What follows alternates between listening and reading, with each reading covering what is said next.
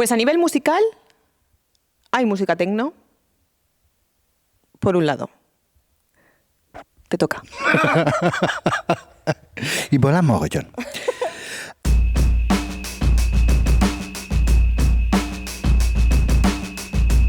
A ver, digamos que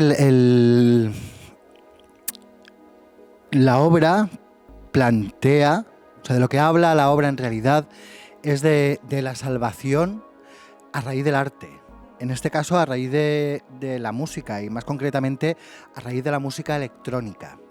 Entonces creo que puede conectar muy bien con todo tipo de público, partiendo de esa idea, ¿no? de la redención del ser humano a partir de la creación. Y luego creo que con la gente joven, bueno, con los millennials, creo que puede conectar muy bien, ¿no? Por el tema de la música electrónica y de este universo club que intentamos generar en la pieza.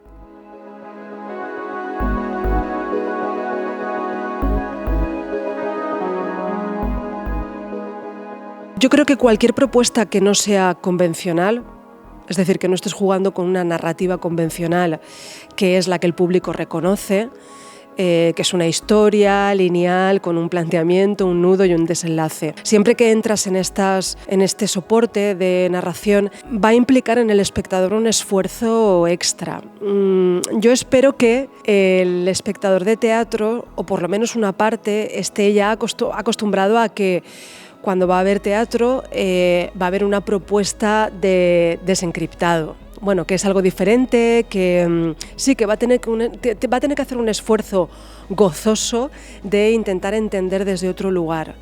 Creo que esto es algo intrínseco a esta parte del teatro que puede permitirse no utilizar unos mimbres convencionales en la narración. Siempre que esto sea así va a requerir en el espectador algo de su parte, pero creo que es estimulante y que el teatro contemporáneo permite esto.